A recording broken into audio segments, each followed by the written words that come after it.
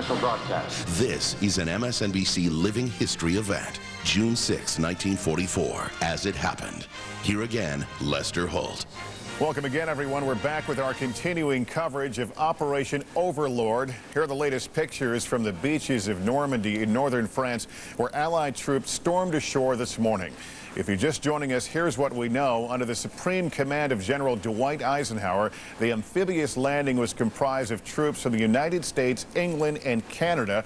They landed at about 6:30 local time on 5 beaches. Each had a designated code name. The American forces landed on what they called Utah Beach, also Omaha Beach, meeting stiff resistance there. The Canadians and British invading at Gold, Juno, and Sword Beach, coming ashore at those points. The fighting, as I mentioned, has been described as fierce, casualties heavy, but the Allied troops have advanced inland, and there are reports some coastal villages in the French region of Normandy have been liberated from German forces. Now, several hours before the attack by sea, paratroopers were dropped from the skies behind enemy lines. We've put some parachute symbols on our map to give you the relationship on the battlefield. Paratroopers coming down on either end of the invasion beaches. Their mission to interrupt German reinforcements and to link up with Allied soldiers advancing inland from the beaches. The plan clearly pressed the Germans from both sides. These paratroopers, as many as 20,000 of them, were the first Allied troops to set foot in occupied France. NBC's Donna Friesen, embedded with the 82nd Airborne, was right with them. At the moment, she is in the newly liberated village of Saint-Marie-Glace. Donna Friesen joining us now by satellite phone. Donna, describe for us the scene in Saint-Marie-Glace tonight. Lester, I'm in the center of town. There are parachutes dotted across the town and across nearby fields, and there are paratroopers here from a number of different regiments. The bad weather and the German gunfire meant not everyone dropped where they'd planned, but they've all pulled together now, and there are hundreds of U.S. troops in the town. They're tired, they're bloodied, but there is a feeling of mission accomplished here. They've helped take the town of Saint-Marie-Glace, which was the first goal, and blocked the Germans from using the roads leading down to Utah Beach. Now, there are some incredible stories from these paratroopers. They were dropped into unknown territory in the dark, facing sometimes fierce German counterattacks. Some, in fact, landed in fields the Germans had purposefully flooded. And remember, they're carrying between 70 to 100 pounds of equipment, so many just couldn't escape the water and drown. Some of the survivors are telling me of how they fought to keep their heads above water as they looked for their knives to cut away their chutes, and others ran into German forces and fought some fierce battles. There have been heavy losses among the American paratroopers.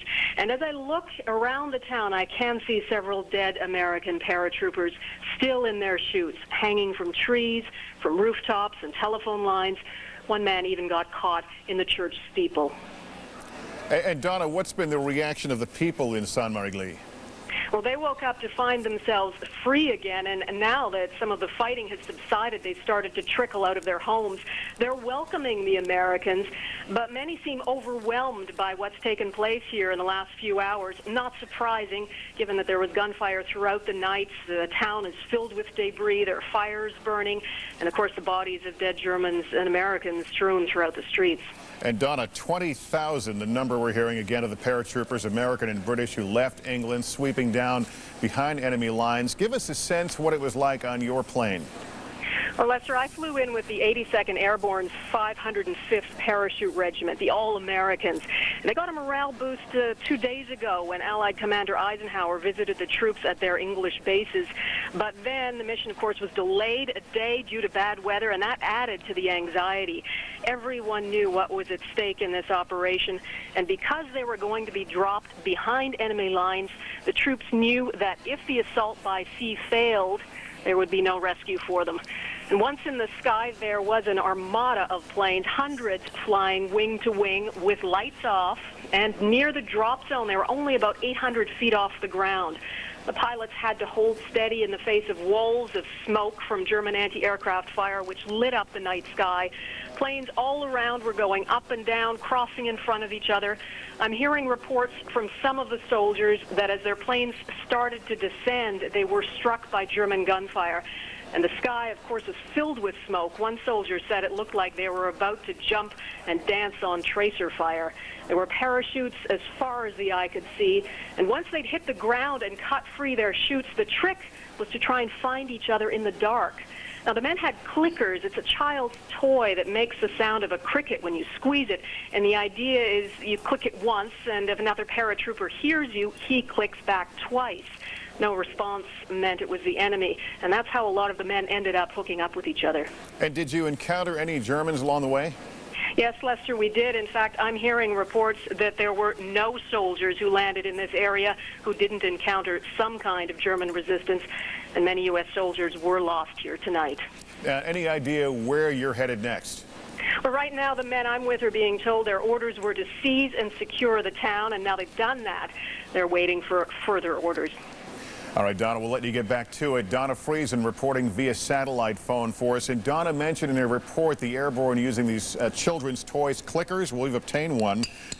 These are the devices, little toys that are playing a big role in the invasion. And a bit later in our coverage, we'll explain exactly how the airborne troops are using these and why they may have, in fact, be saving lives.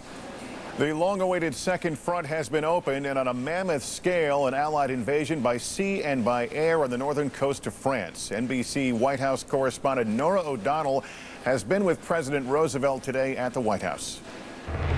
The president received the first reports of the landing at about 4 a.m. this morning and spent a busy day at the White House, beginning with a private meeting with his top military advisors, Admiral Ernest King, Army Air Corps General Hap Arnold, and General George C. Marshall. Later in a separate meeting, he was told by Assistant Secretary of War John McCloy, "We've gotten our troops moving ashore. We haven't had the victory. It hasn't been achieved yet, but we're on our way." It was only last night President Roosevelt took to the airwaves to announce that Rome had been liberated by the Allies. The first of the Axis capitals is now in our hands. 1 up and 2 to go. Clearly next in the president's sights, Paris and Berlin, though he remained cautious. The victory still lies some distance ahead. That distance will be covered in due time. Have no fear of that, but it will be tough and it will be costly. This afternoon, as Allied troops moved inland from the beaches of Normandy, President Roosevelt was upbeat, even joking at times as he updated the White House press corps on the progress of the campaign so far. He told reporters today that the opening of the second front in Europe had been under consideration ever since Pearl Harbor, and he discussed the timing of this morning's invasion. The president said to us, "I have known since Tehran, which was last December, that the approximate date would be the end of May, or the very first few days of June. And I have known the exact date just within the past few days." It was at that Allied summit conference in Tehran last December. Marshal Stalin pressured the Allies to open a second European front. We're told on their way back from Tehran during a stopover in Cairo, the president and Prime Minister Churchill decided General Dwight D. Eisenhower, who was then stationed in Tunis, would command the invasion. The president then flew to Tunis to meet with Ike. Roosevelt reportedly told the general, "You better start packing." The president also told us today it was Eisenhower who chose the exact day of the invasion, June 5th. But that mission was delayed one day because of bad weather on the English Channel.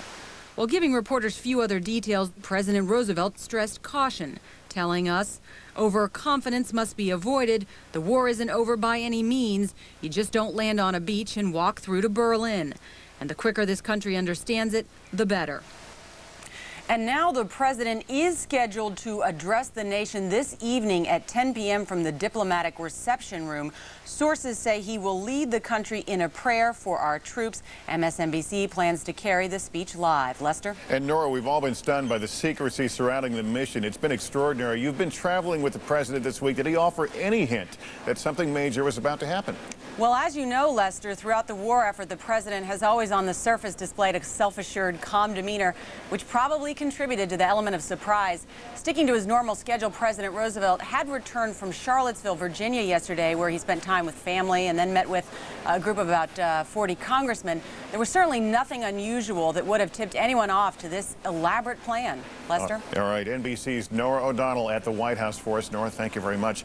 We just heard President Roosevelt in Nora's segment saying he has known the date of the invasion for several days. Of course, we're learning this invasion was actually scheduled for the 5th of June, but was delayed a day by General Eisenhower due to bad weather on the English Channel, and then set into motion with General Eisenhower's simple order, let's go. When we return, the story tonight in Britain, where it is the early morning hours of June 7th and where Prime Minister Winston Churchill is rallying his nation. When we return, we'll be back. In the course of this campaign for the final defeat of the enemy, you may sustain further loss and damage. Tragic though they may be, they are part of the price of victory. I assure you that I shall do all in my power to mitigate your hardships.